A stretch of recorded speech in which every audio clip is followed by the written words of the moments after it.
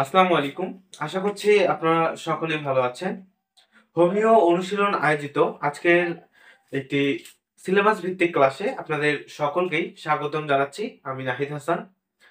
তো আজকের এই ক্লাসটিতে আমরা আলোচনা করব ডিএইচএমএস দ্বিতীয় বর্ষের সিলেবাসের আলোকে ম্যাটেরিয়া মেডিকা থেকে হোমিওপ্যাথিক মেডিসিন এসিড ফসফরিকাম বা এসিডিয়াম ফসফরিকামকে। তো সিনিয়র যারা আছেন, যে সমস্ত হোমিওপ্যাথিক ডাক্তার বা স্যার ম্যাম আমার এই ভিডিওটি দেখছেন, তাদের উদ্দেশ্যে বলছি আজকের এই ক্লাসটি শুধুমাত্র সিলেবাসের আলোকে, অর্থাৎ আমরা সামনে যেহেতু পরীক্ষা, সামনের পরীক্ষার জন্য আমরা কোন কোন অংশগুলোকে গুরুত্ব দিয়ে পড়বো সেই বিষয়গুলো সম্পর্কেই আলোচনা করা হবে। আর আমার আলোচনাতে যদি কোনো ধরনের ভুল থেকে থাকে তাহলে অবশ্যই আপনারা কমেন্ট করবেন। সেই কমেন্টের আলোকে আমি সেই ভুলগুলোকে ধরে নেওয়ার চেষ্টা করবো ইনশাল্লাহ। আমার হোমিওপ্যাথি সম্পর্কিত খুব যে বিস্তারিত একটা ধারণা ততটুকু নেই। তো আমার যতটুকু সংক্ষিপ্ত ধারণা রয়েছে তার আলোকে আমি চেষ্টা করছি যে আমাদের হোমিও অনুশীলন থেকে হোমিওপ্যাথি সম্পর্কিত সমস্ত তথ্য দেওয়ার। আর বিগত কিছুদিন আগে বলেছিলাম যে ডিএইচএস প্রথম বর্ষ, দ্বিতীয় এবং তৃতীয় বর্ষ, এই তিনটা বর্ষের আমরা সিলেবাস ভিত্তিক ক্লাসগুলো আয়োজন করার চেষ্টা করব। তো এখানে আমি এবং সামিয়া আফরিন পূর্ণতা, আমরা সহকারে আরো বেশ কয়েকজন আছি। তো আমরা এই হোমিও অনুশীলনকে পরিচালনা করছি। তো সব মিলিয়ে ক্লাসের আয়োজন এবং এভাবে বোর্ডের মাধ্যমে এসে বোঝানোটা, এটা খুবই কষ্টসাধ্য ব্যাপার হয়ে যায় আমাদের জন্য। তারপরেও আমি আমার ক্ষুদ্র জ্ঞান থেকে চেষ্টা করছি যে সিলেবাস ভিত্তিক প্রথম এবং দ্বিতীয় বর্ষের ক্লাসগুলোর নেওয়ার। তো যাই হোক, আর কথা না বাড়িয়ে চলে যাচ্ছি আজকের মূল অংশে। তো দেখুন, এসিড ফস, এই যে হোমিওপ্যাথিক মেডিসিনটা আছে এর পূর্ণ নাম হচ্ছে এসিডিয়াম ফসফরিকাম। এই এসিড ফসকে আমরা বেশিরভাগ ক্ষেত্রে একটা জিনিস ভুল করে থাকি, যে কিছু কিছু বইয়ের মধ্যে, অর্থাৎ মূল যে materia medica, comparative materia medica, এই বইগুলোতে দেওয়া থাকে ফসফরিক অ্যাসিড বা এসিডিয়াম ফসফরিকাম, এসিড ফস, এটা আমরা সহজেই চিনি। আমরা বিশেষ করে যে গাইড বইগুলো দেওয়া রয়েছে আমাদের দ্বিতীয় বর্ষের সিলেবাসের জন্য, সেখানে আমরা দেখতে পাই যে এসিড ফস এতটুকু পর্যন্তই বলা আছে। আবার অনেক বইতে দেখতে পারি যে হচ্ছে ফসফরিক অ্যাসিড বা ফসফরিকাম অ্যাসিড। আসলে এটা দ্বিধাদ্বন্দ্বের কিছু নাই, দুইটা আলাদা কিছু না। এই লেখাগুলোকে স্পষ্ট বোঝা যাচ্ছে কিনা বা দেখা যাচ্ছে কিনা, আপনারা যদি এই বিষয়ে কমেন্ট করতেন তাহলে মনে হয় ভালো হতো। হয়তো বা লাইটিং সেটআপের কারণে লেখাগুলোকে স্পষ্ট বোঝা যাচ্ছে না, তারপরেও যতটুকু সম্ভব হচ্ছে আমি এখানে উপস্থাপন করছি। এসিড ফস হোমিওপ্যাথিক মেডিসিনটার প্রুভারকে, পরীক্ষাতে একটা প্রশ্নকে সচরাচর আসতে দেখা যায় যে এসিড ফস হোমিওপ্যাথিক মেডিসিনের প্রতিনাম, উৎস ও প্রুভারের নাম লিখো। এই প্রশ্নটাকে যখন কোন একটা মেডিসিন আসে, এসিড ফস বা আমাদের দ্বিতীয় বর্ষের সিলেবাস যেটা রয়েছে এর সিলেবাসের আওতাধীন যে মেডিসিনে আসুক না কেন, মানে ম্যাটেরিয়া মেডিকা থেকে প্রশ্ন হলে একটা প্রশ্ন কমন পাওয়া যায়, এই মেডিসিনটার প্রুভারের নাম, প্রতিনাম, উৎস এগুলো লিখো। তো প্রুভার হচ্ছে, এটার প্রুভার ডাক্তার হ্যানিম্যান। ডাক্তার হ্যানিম্যান, এখন আপনারা যদি পরীক্ষার খাতাতে লিখেন শুধু ডাক্তার হ্যানিম্যান তাহলে কিন্তু হবে না, অবশ্যই এখানে লিখতে হবে doctor Christian Frederick Samuel Hahnemann. Frederick Samuel Hahnemann.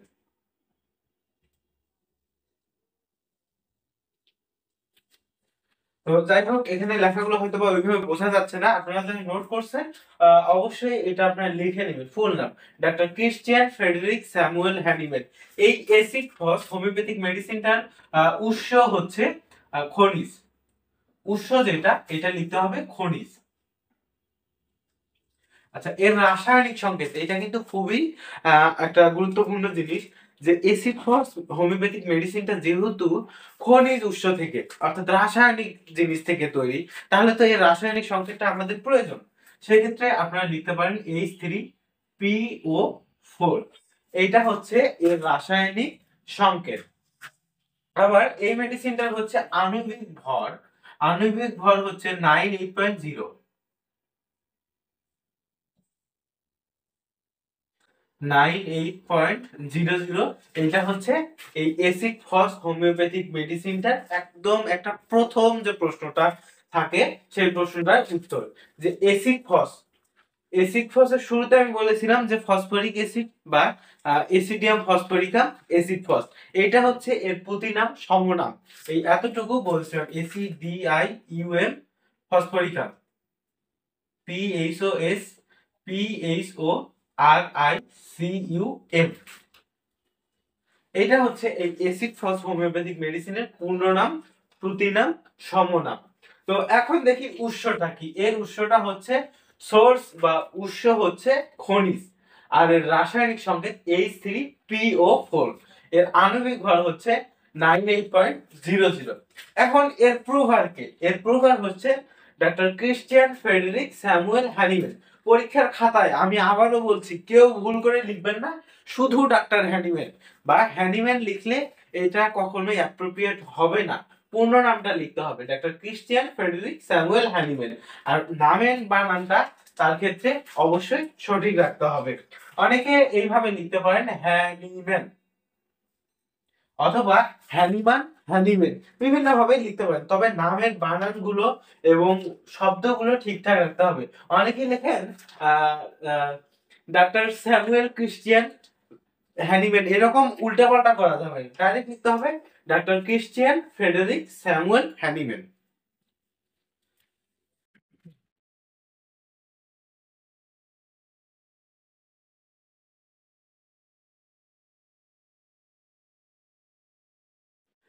এখন চলে যাচ্ছি আমরা এসিড ফস হোমিওপ্যাথিক মেডিসিন সম্পর্কিত আরেকটা যে প্রশ্ন আছে, সেই প্রশ্নটা হচ্ছে এসিড ফস এর কারণ তত্ত্ব। আচ্ছা, এসিড ফস এর কারণতন্ত্র, কারণ তত্ত্ব। আমরা যখন কোনো একটা রোগের কারণ তত্ত্ব খুঁজতে যাই, তখন কিন্তু সচরাচর দুইটা জিনিসকে লক্ষ্য করা যায়। একটা হচ্ছে মায়োজেমেটিক কারণ, আর একটা হচ্ছে আনুষঙ্গিক কারণ। তো এসিড ফসের কারণ তত্ত্ব যদি হয়,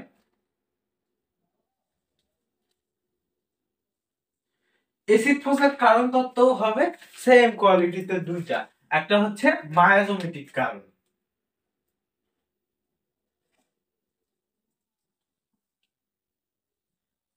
একটা হচ্ছে মায়োজেমেটিক কারণ, আর একটা হচ্ছে আনুষঙ্গিক কারণ।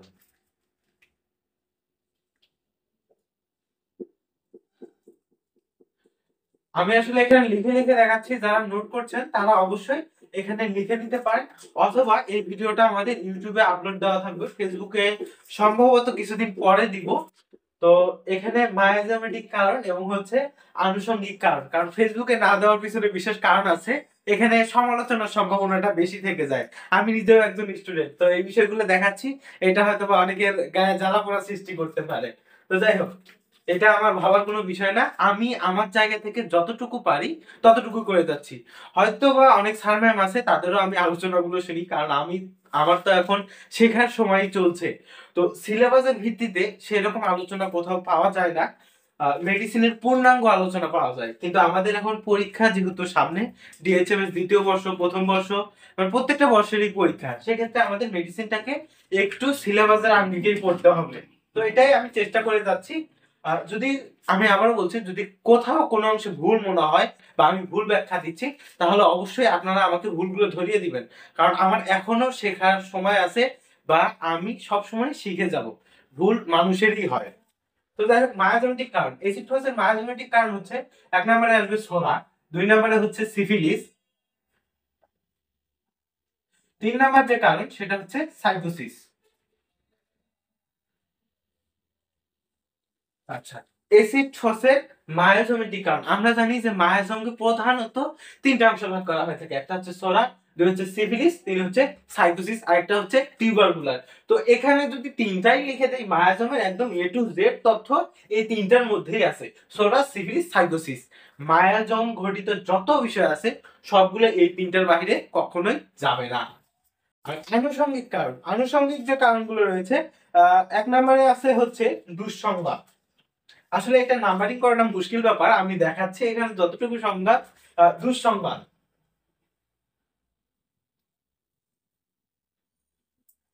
আচ্ছা দুঃসংবাদ, এরপর হচ্ছে ব্যর্থ প্রেম। এক কথায় যদি বলতে যাই যে এসিড ফসের রোগীরা অনেকটা সেকা খাওয়া পাবলিকের মতো বলা যায়। আর তিন নাম্বার হচ্ছে অতিরিক্ত ভাইটাল ফ্লুইড ক্ষরণ।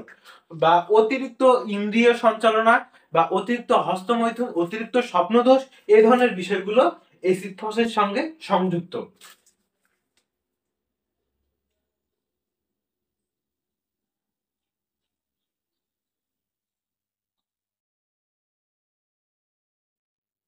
এটা হচ্ছে অতিরিক্ত ইন্দ্রিয় চালনা, এই কথাটিকেও আপনারা লিখতে পারেন। তারপরে যে বিষয়টা রয়েছে এটা হচ্ছে আঘাত, শক। আঘাত, এটা কোনো ধরনের মানসিক আঘাত হতে পারে। শকের যে বিষয়টা রয়েছে এটা বললাম না যে হচ্ছে প্রেমে ব্যর্থ বা বিভিন্ন কিছুতে একটা শক খাওয়া। যেমন আমার পরীক্ষার রেজাল্ট খারাপ হয়ে গেছে, আমার এটা হয়েছে ওইটা হয়েছে, মানে একটা শক। শক যে কোনো ভাবেই হতে পারে। আসলে এগুলো অনেকগুলো মেডিসিনে রয়েছে। তো এই হোমিওপ্যাথিক মেডিকেল বিষয়গুলো নিয়ে আলোচনা করা এতটাই কষ্টসাধ্য ব্যাপার যে মানুষ সবসময় ভুল ধারণার জন্য বসে থাকে। তো আমি একটা উদাহরণ দিয়ে বোঝাচ্ছি যে শক মূলত কি। আচ্ছা, তারপরে যে গুরুত্বপূর্ণ বিষয়টা সেটা হচ্ছে যৌন উত্তেজনা।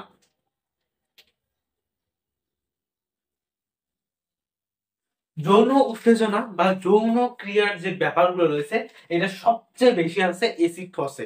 আমরা যদি দেখতে পাই যে ইউটিউবে বা কোথাও মাঝে মধ্যে কিছু বিজ্ঞাপন চলে আসে না যে যৌন সমস্যা বা যৌন দুর্বলতা আর না, এসিড ফস, এসিড ফস, এসিড ফস, এরকম অনেক ধরনের কিন্তু কথা চলে আসে, সচরাচর কিন্তু দেখা যায়।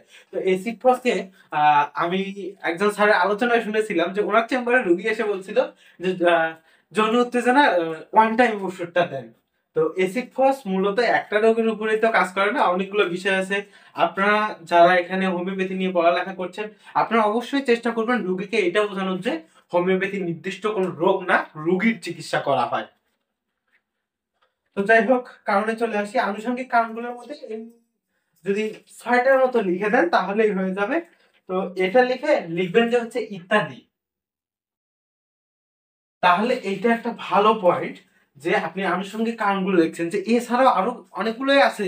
আমি জানি না, আমি অতগুলোর কথা জানি না, আমি যে 6টার কথা জানি সিলেবাসের আলোকে যতটুকু পড়তে হয় আমি ততটুকু বলতেছি। দুঃসংবাদ, ব্যর্থ প্রেম, অতিরিক্ত ইন্দ্রিয় চালনা বা হচ্ছে অতিরিক্ত ভাইটাল ফ্লুইডের ক্ষরণ, তারপর হচ্ছে আঘাত, শক, যৌন উত্তেজনা ইত্যাদি। এই ধরনের এই কথাটা যদি লিখে দেন তাহলে এই বিষয়টা ক্লিয়ার হয়ে যাবে। যদি কারণ তত্ত্ব সম্পর্কে আসে প্রথমে লিখবেন মায়াজমেটিক কারণ, দ্বিতীয়তে লিখবেন হচ্ছে আনুষঙ্গিক কারণ। লেখার পর এই যে অংশগুলোকে আমি বললাম এই অংশগুলোর আলোকেই আপনারা একটু যদি পারেন বিস্তারিত ব্যাখ্যা দিতে, বা আমার চেয়েও যারা এই বিষয়গুলো ভালো পারেন তারা তো অনেক সুন্দরভাবে লিখবেন। যারা বুঝতেছেন না তাদের জন্য মূলত আমার এই ক্লাসটা খুব সংক্ষিপ্ত ভাবেই নেওয়ার চেষ্টা করছি।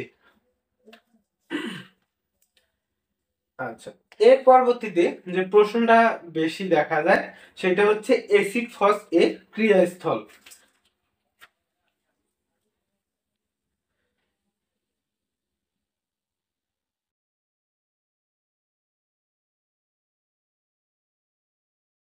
তাহলে এখন আমরা আসি এসিড ফসের ক্রিয়াস্থল।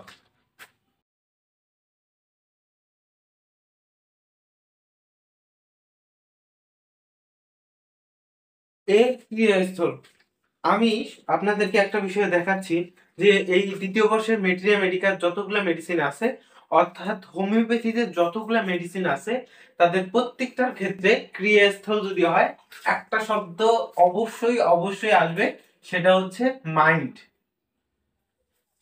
এই মাইন্ড এই শব্দটা অবশ্যই প্রতিটা মেডিসিনেতেই কম বেশি দেখা যায়, কারণ হোমিওপ্যাথিক মেডিসিন বেশি মনের উপরেই প্রত্যেকটা মেডিসিনই কম বেশি কাজ করে। তাহলে মন এটা হচ্ছে মানে যখন প্রশ্ন কমন পড়বে না বা মনে নেই তখন এই মাইন্ড শব্দটা লিখতে পারেন, কারণ প্রতিটা মেডিসিনেই মনের উপরে কম বেশি কার্যকারিতা প্রকাশ করে থাকে। দ্বিতীয়ত হচ্ছে নার্ভাস, নার্ভাস সিস্টেমের উপর এই এসিড ফার্স্ট এর হচ্ছে একটা ক্রিয়া প্রকাশ করে থাকে। 3 নম্বরে, 3 নম্বরে সেটা হচ্ছে সেক্সুয়াল অর্গান।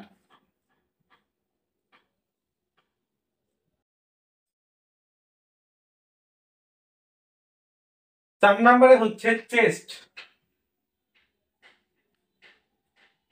5 নম্বরে হচ্ছে বোন বা হাড়। 6 নম্বরে হচ্ছে মাসেল। 5 নম্বরে হচ্ছে মেটাবলিজম।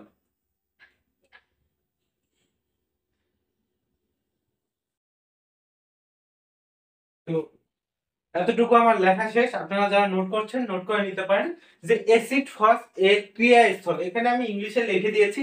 আপনারা যদি এগুলোতে বাংলাতে লিখেন মাইন্ড, তারপর হচ্ছে নার্ভাস, সেক্সুয়াল অর্গান, চেস্ট, বোন, মাসেল, মেটাবলিজম এভাবে লিখতে পারেন বা ইংরেজিতেও লিখতে পারেন। তবে বাংলা ইংরেজি দুইটাকে একত্রিত করলে একটু সমস্যা দেখা দিতে পারে, বা যিনি খাতা কাটছেন ওনার যদি একটু উল্টাপাল্টা মনে হয় তাহলে সেক্ষেত্রে নাম্বার কম দিতে পারে। তো এটা নির্ভরশীল মূলত যে স্যার খাতা দেখবে তার উপরে। যাই হোক, এসিড ফসের ক্রিয়াস্থল কি মনের কথা তো শুরুতে বললাম। তারপর হচ্ছে নার্ভাস, ফুল নার্ভাস সিস্টেমের উপর এসিড ফস হোমিওপ্যাথিক মেডিসিনটা ক্রিয়া প্রকাশ করতে পারে। সেক্সুয়াল অর্গান, সেক্সুয়াল অর্গানের উপর 100% একদম, মানে এসিড ফস এক কথায় শুরুতে যে কথাটা বললাম যে এসিড ফস সেক্সুয়াল রোগীতেই বেশিরভাগ ক্ষেত্রে ব্যবহার করা হয়ে থাকে। তো এটা আপনারা সহজেই লিখতে পারেন।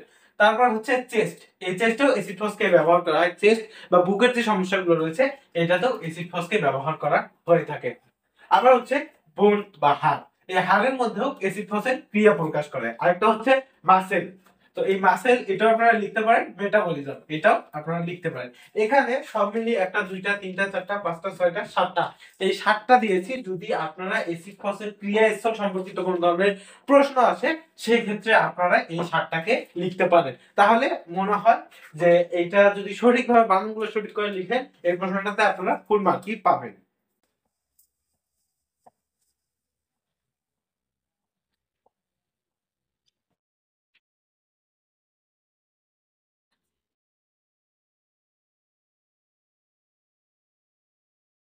তো যাই হোক, এতটুকু ছিল এসিড ফার্স্ট হোমিওপ্যাথিক যে মেডিসিনটা রয়েছে এই মেডিসিনটার বেসিক বিষয়গুলো। আর এখানে যে প্রশ্নগুলো রয়েছে আমি আপনাদেরকে লিখে দিচ্ছি। এই প্রশ্নগুলো আসলে বোর্ডের মাধ্যমে বোঝানোর ওই রকম কিছু নেই। তো এগুলো যদি আপনারা পড়েন, একটু ভালো করে পড়েন তাহলে হয়ে যাবে। এবং এসিড ফার্স্ট সম্পর্কিত সম্ভবত 4টার মতো আমাদের ইউটিউব চ্যানেলে ভিডিও দেওয়া আছে। এই ভিডিওগুলো থেকে আপনারা হচ্ছে মানসিক লক্ষণ এগুলো পড়ে নিতে পারেন। তো বিষয়গুলো আমি লিখে দিচ্ছি যে কোন কোন প্রশ্নগুলো আসলে বেশি গুরুত্বপূর্ণ বা কোন কোনগুলো আসলে একদম পড়তেই হবে। তো অনেক বই অনেকভাবে বর্ণনা করে দেওয়া আছে। আর পরীক্ষার পূর্বে আমরা চেষ্টা করব যে পরীক্ষার আগে আগে প্রতিটা বিষয় ভিত্তিক আমরা সাজেশন দেওয়ার জন্য। তো আজকে সব মিলিয়ে হয়তোবা এখানে 16টার মতো প্রশ্ন আসবে। এই প্রশ্নগুলো এসিড ফস থেকে দিচ্ছি এবং পরীক্ষার পূর্বে একদম ফাইনাল সাজেশন, অর্থাৎ কোন মেডিসিনটা এবারের জন্য বেশি গুরুত্বপূর্ণ সেই বিষয়টা আমরা আপনাদের মাঝে উপস্থাপন করব। তো এখানে প্রথমে যে প্রশ্নটাকে পড়তে হবে সেটা হচ্ছে এসিড ফস এর ধাতুগত লক্ষণ। যারা নোট করছেন তারা লিখে নিতে পারেন। তারপর হচ্ছে এসিড ফসের ক্রিয়াস্থল যেটা, এটা তো বলেছি আমি যতটুকু সম্ভব এগুলো দেখিয়েছি।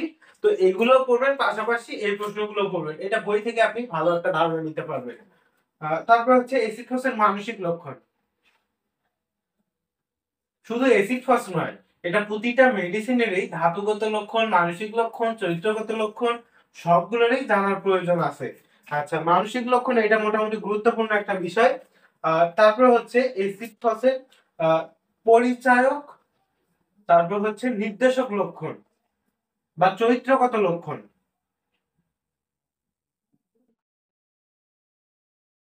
এটা আমি কয়েকটা ভাষাতেই লিখে দিলাম। অনেক সময় দেখা যায় পরীক্ষাতে এসেছে এসিড ফাসের চরিত্রগত লক্ষণ লেখো, আবার অনেক সময় এসেছে এসিড ফাসের পরিচায়ক লক্ষণ লেখো, আবার অনেক পরীক্ষাতে এসেছে এসিড ফাসের নির্দেশক লক্ষণ লেখো। তো তখন আপনারা কনফিউশনে পড়ে যাবেন যে আমরা তো বইয়ে পড়ছি যে হচ্ছে এসিড ফাসের চরিত্রগত লক্ষণ, এখন আসছে নির্দেশক লক্ষণ, কোনটা বলবো? এই দ্বিধাদ্বন্দ্বটা চলতেই পারে। তো এই জন্য আমি তিনটাও লিখেছি। আচ্ছা, এর পরবর্তীতে যেটা প্রয়োজন সেটা হচ্ছে এসিড ফসের শারীরিক ও মানসিক দুর্বলতা লেখো। এই প্রশ্নটা দুইবার আসছিল, 2014 এবং হচ্ছে 2016-তে এসেছিল। এসিড ফসের শারীরিক ও মানসিক দুর্বলতা,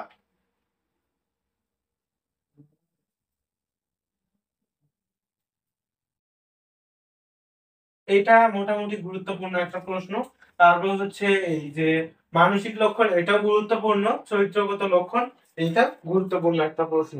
তারপর আরো একটা গুরুত্বপূর্ণ প্রশ্ন হচ্ছে এসিড ফসের যৌন দুর্বলতায় হোমিওপ্যাথিক মেডিসিন এসিড ফসকে ব্যাখ্যা করো।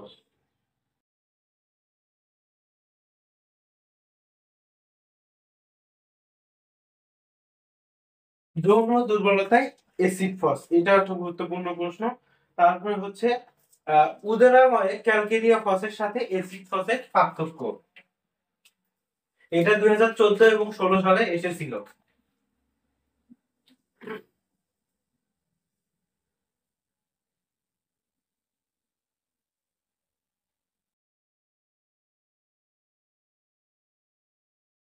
আচ্ছা, উদরাময় calcarea phos versus acid phos, অর্থাৎ উদরাময়, আমি এখানে খুব সংক্ষিপ্ত করে দিচ্ছি যে উদরাময় ক্যালকেরিয়া ফস ও এসিড ফসের পার্থক্য লেখো বা তুলনামূলক আলোচনা করো। এরপরেও আপনাদেরকে যেটা পড়তে হবে সেটা হচ্ছে এসিড ফসের মাথা ব্যথা। এসিড ফসের মাথা, দেখুন যে সমস্ত রোগীরা সাধারণত ইয়ং জেনারেশনের যে সমস্ত রোগীরা আছে তারা যদি অতিরিক্ত মাস্টারবেশন বা স্বপ্নদোষের সঙ্গে যুক্ত হয় তাদের ক্ষেত্রে একটা মাথা ব্যথা সৃষ্টি হবে, এই ক্ষেত্রে এসিড ফসটাকে ব্যবহার করা হয়। তো এসিড ফসের মাথা সম্পর্কিত যতগুলো কথা বলা আছে এই বিষয়টা নিয়ে আপনারা ধারণা নিবেন। হচ্ছে 1 2 3 4 5 6 7 নাম্বার। তারপর 8 নাম্বার যেটা বলবেন সেটা হচ্ছে এসিড ফসের চোখ।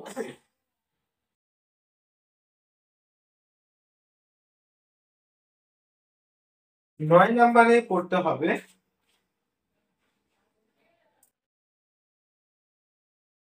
এসিড ফসের মুখ গহ্বরের লক্ষণ।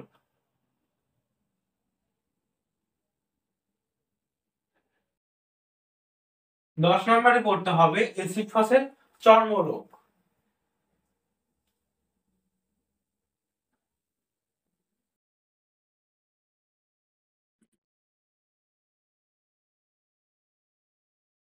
11 নম্বরে পড়তে হবে এসিড ফসের পাকস্থলী। পাকস্থলীর সঙ্গে এসিড ফসের যে মল রয়েছে এটা পড়তে হবে, এসিড ফসের পাকস্থলী।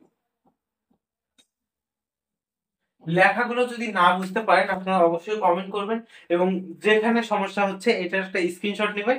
স্ক্রিনশট নিয়ে আমার হোয়াটসঅ্যাপ নাম্বার পাঠিয়ে দিতে পারেন, অথবা আমাদের যে হোমিও স্টুডেন্টের ফেসবুক যে পেজটা রয়েছে এই পেজেও দিতে পারেন, অথবা আপনারা আমাদের এই হোমিও অনুশীলনের যে ফেসবুক প্রোফাইলটা আছে এইটাতেও পাঠিয়ে দিতে পারেন।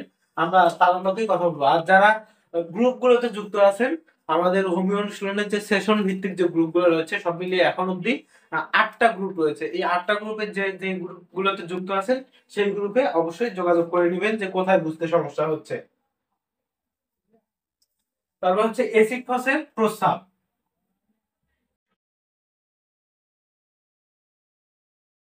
13 নম্বরে হচ্ছে এসিড ফসের স্ত্রীরোগ। 14 নাম্বার হচ্ছে এসিড ফসের শ্বাসতন্ত্র। শ্বাসতন্ত্র বা ষড়যন্ত্র, এটা হচ্ছে আবার মারামারি ষড়যন্ত্র না কিন্তু। তারপর হচ্ছে এসিড ফসের হৃৎপিণ্ডের লক্ষণ।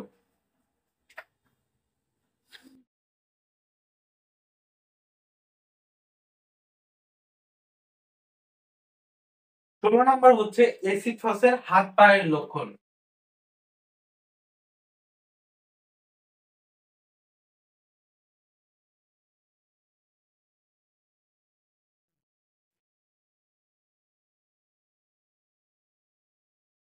17 নাম্বার হচ্ছে এসিড ফসের জ্বর। আর বাকি কয়েকটা বিষয় রয়েছে সেগুলো হচ্ছে এসিড ফসের হ্রাস বৃদ্ধি, তারপর হচ্ছে অনুপূরক, ক্রিয়ানাশক, ক্রিয়াকাল এবং হচ্ছে শক্তিমাত্রা, এই বিষয়গুলো রয়েছে। এই বিষয়গুলো নিয়ে আমি একটু পর আলোচনাতে আসছি। তো এখন আসতেছি যে এখানে আমি যে 17টা প্রশ্ন দেখালাম এটা মূলত দেখাচ্ছি যাদের কাছে গাইড বই রয়েছে। বর্তমানে 4জন কি 5জন লেখকের বই সবচেয়ে বেশি চলছে। একজন হচ্ছে doctor Abu Hossain Sarkar, doctor M A Savary, তারপর হচ্ছে ডাক্তার নুরুল হক স্যার, তারপর ডাক্তার হুমায়ুন বিশ্বাস sir, doctor Monowar Mannan sir. এনাদের বইগুলো বেশিরভাগ ক্ষেত্রে চলছে, তবে অনেকে দেখা যায় যে মেটেরিয়া মেডিকেল ক্ষেত্রে মূল বইগুলোকে ফলো করে এবং প্রশ্নগুলো সহজে খুঁজে পায় না, যার জন্য এখানে আমি দিলাম যে সবগুলো যাতে এ টু জেড বোঝাইতে পারি। কারণ একটা ক্লাস নেব, এই ক্লাসটার আলোকে আবার আরেকটা ক্লাস নেওয়া খুবই ঝামেলার বিষয়।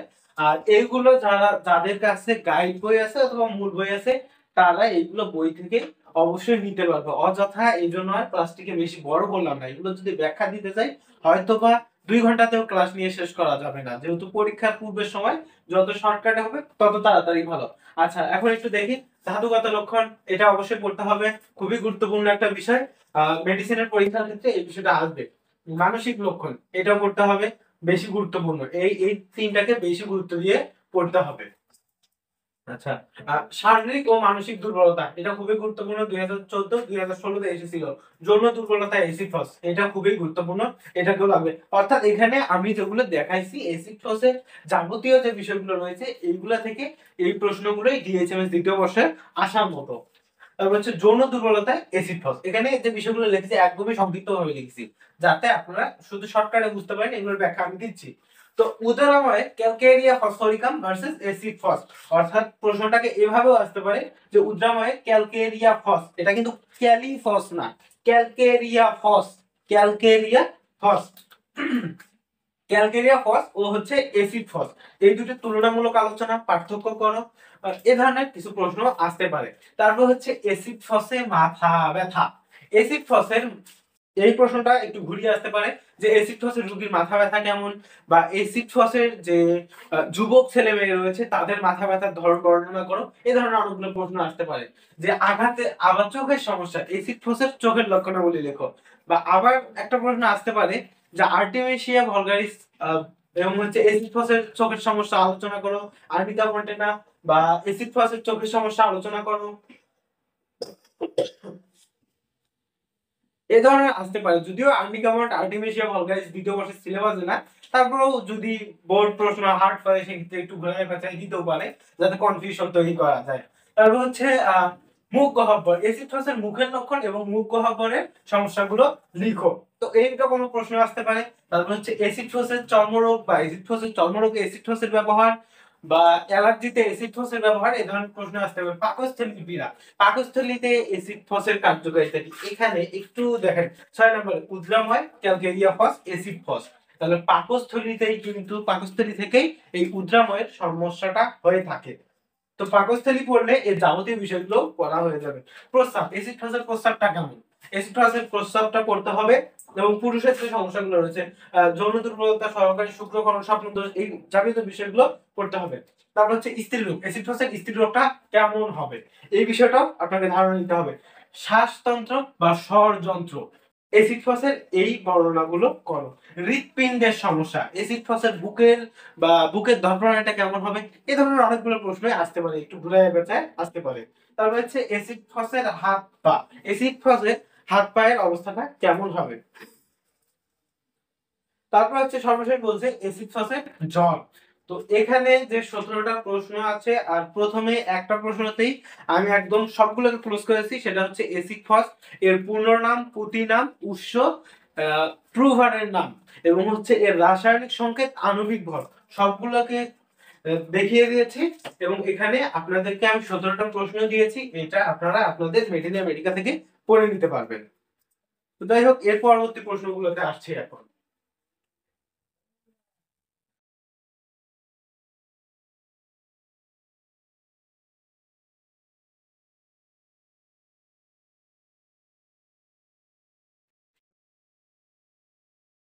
এরপরে যে প্রশ্নটা খুবই গুরুত্বপূর্ণ হয়ে থাকে সেটা হচ্ছে, প্রত্যেকটা মেডিসিনের ক্ষেত্রে এটা দেখা যায় যে এসিড ফস কার্বোভেজ বা যে কোনো একটা মেডিসিনের ক্ষেত্রে দেখা যায় এর হ্রাস বৃদ্ধি লিখো। তো এসিড ফসের হ্রাসটা কখন হবে আর বৃদ্ধিটা কখন হবে, এই প্রশ্নটা আসতে দেখা যায়। এসিড ফসের হ্রাস হবে সাধারণত ঘুমালে, ঘুমালে তারপর হচ্ছে সঞ্চালনে। এই দুটো যদি আপনি পরীক্ষার খাতায় লেখেন যে ঘুমালে এবং সঞ্চালনে, এইটাতেই এর হ্রাসটা হয়ে যাবে। এখন আমরা একটু ভেবে দেখি যে এর বৃদ্ধি, যেহেতু এর শুয়ে থাকলে এর হ্রাস হয়, আবার একটু সঞ্চালন বা নড়াচড়া করলে তখন এর হ্রাস হয়, তাহলে তো অবশ্যই এ অনেক কিছুতেই বিরক্তিকর ভাব প্রকাশ করে। যেমন শব্দে, যারা ঘুম পছন্দ করবে সেই সমস্ত মানুষ কখনোই শব্দকে পছন্দ করবে না, এক। দ্বিতীয়ত হচ্ছে গান বাজনায়। তারপর হচ্ছে এই অ্যাসিড ফসের বৃদ্ধিটা হবে রাতে। তারপর হচ্ছে মানসিক ভারসাম্যহীনতায় বা বিষাদে।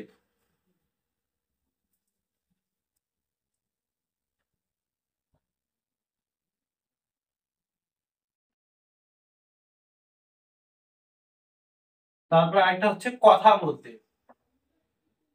দেখুন এসিড ফসের রোগীরা বেশিরভাগ ক্ষেত্রে একটা আঘাত পেয়ে থাকে, মনের একটা আঘাত পেয়ে থাকে বা শোকের মধ্যে ভুগে থাকে। সেক্ষেত্রে বোঝানো হয়েছে যে মানসিক ভারসাম্যহীনতা। মানসিক ভারসাম্যহীনতা মানে যে একদমই পাগল অবস্থায় তা কিন্তু না, একদম মানসিক ভারসাম্যহীনতা। বিভিন্ন কারণে সে শোকাহত, হয়তো বা প্রেমিকার প্রেমের ব্যর্থতা বা বাড়ি থেকেও মারা গেছে, এ ধরনের কিছু একটা হতে পারে যার জন্য মানসিক ভারসাম্যহীনতা।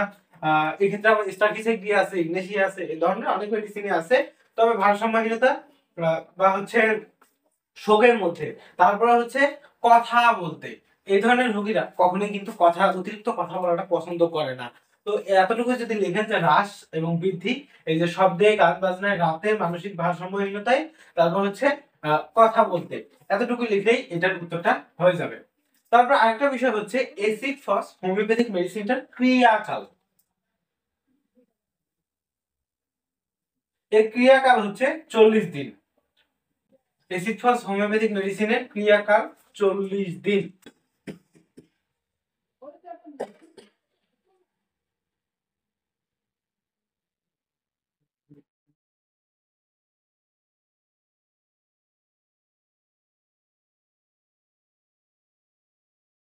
আচ্ছা, এর ক্রিয়াকালটা 40 দিন আগের বার মেশানো হয়েছিল, তো এটা আবারও লিখছি।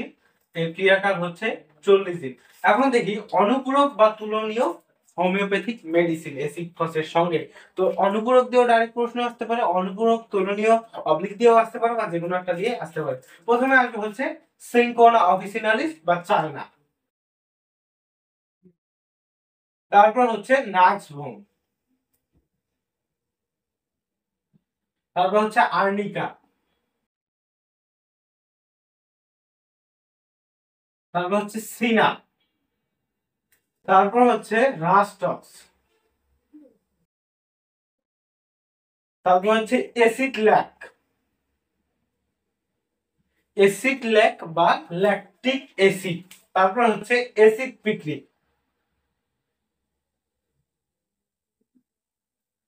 অ্যাসিড পিক্রিককে আরেকভাবে বলা যায়, সেটা হচ্ছে পিক্রিক অ্যাসিড বা অ্যাসিড পিক্রিক। তারপর হচ্ছে ইগনেশিয়া। আর পরীক্ষার ক্ষেত্রে বেশিরভাগ ক্ষেত্রে 4টা থেকে 5টা লিখলে হয়ে যায়। তো চায়না লিখতে পারেন, নাগভঙ্কে লিখতে পারেন, আর্নিকা, সিনা, রাস্টক্স, অ্যাসিড ল্যাক, অ্যাসিড পিক আর ইগনেশিয়া, এই কয়েকটাকেই লিখতে পারেন। এখন দেখি যে হচ্ছে এর ক্রিয়ানাশক হোমিওপ্যাথিক মেডিসিন কোনগুলো। এখন এখানে যদি পরীক্ষার খাতায় আপনারা লিখেন, আপনারা একজন ডাক্তারের একদম স্পষ্ট একটা রেফারেন্স দিতে পারেন, যে ডক্টর ক্লার্ক বলেন এসিড ফসের ক্রিয়ানাশক হচ্ছে কফিয়া,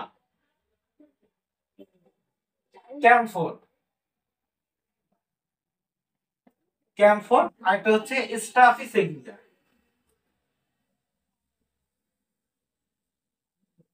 আচ্ছা, এখানে যখন কোন একজন ডাক্তারের রেফারেন্স দিবেন বা হোমিওপ্যাথিক একজন মনীষীর রেফারেন্স দিবেন, তখন যদি স্যার খাতা দেখেন, তাহলে অবশ্যই এটা এটা একটু ভালো নজরে দেখবেন। এটা আপনাদের জন্য প্লাস পয়েন্ট হবে একটা, যে ডাক্তার ক্লার্ক বলেন কফিয়া, ক্যাম্ফোর, স্টাফিসেগিয়া, এগুলো হচ্ছে এসিডিয়াম ফসফরিকা বা ফসফরিক অ্যাসিড হোমিওপ্যাথিক মেডিসিনের ক্রিয়ানাশক। তো যাই হোক, আজকের এই ভিডিওটা সম্ভবত 30 মিনিটের বেশি হয়ে গেছে।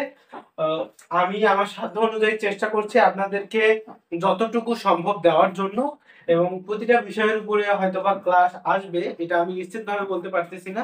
আমাদের অন্যান্য কার্যক্রমগুলো রয়েছে, এর পাশাপাশি আমি চেষ্টা করে যাচ্ছি যে সবকিছু আপনাদেরকে দেওয়ার জন্য। এর জন্য আপনাদের সহযোগিতায় একান্ত কামনা করছি। কারণ আপনারা যদি ভিডিওগুলোকে শেয়ার করে না দেন বা লাইক কমেন্ট কোনো কিছু যদি না জানান, তাহলে হয়তো বা বুঝবো যে আমাদের ভিডিওগুলো থেকে আপনার বিন্দু পরিমাণও উপকৃত হচ্ছেন না। আহ, আর যদি লাইক কমেন্ট করে উৎসাহ দেন বা আমাদের ভুলগুলো একটু ধরিয়ে দেন, যে আসলে কোথায় কোথায় ভুলগুলো করতেছি, তাহলেই না আমরা বুঝতে পারবো যে আমাদের এখানে ভুল হয়েছে, এখানে সংশোধন করা প্রয়োজন, বা আমাদের আলোচনা বাকি মানুষজনেরা দেখছে, বা আমরা এটাকে আরো কিভাবে ডেভেলপ করতে পারি সে ধরনের চিন্তা ভাবনা করব। আমরা এই পরীক্ষার কার্যক্রম শেষে আমরা প্রত্যেকটা বর্ষেরই সিলেবাস ভিত্তিক আমরা এরকম করে আলোচনা আনার চেষ্টা করব। তো তো হোমিও অনুশীলন বা হোমিওপ্যাথি সম্পর্কিত যাবতীয় যতগুলো তথ্য রয়েছে আমরা আমাদের ফেসবুক পেজ ও ইউটিউব চ্যানেল থেকে আপলোড দেওয়ার চেষ্টা করছি। আমাদের সঙ্গে যুক্ত থাকতে হলে অবশ্যই আমাদের একটা সদস্যতার ফর্ম রয়েছে, এটা সম্পূর্ণটাই ফ্রি।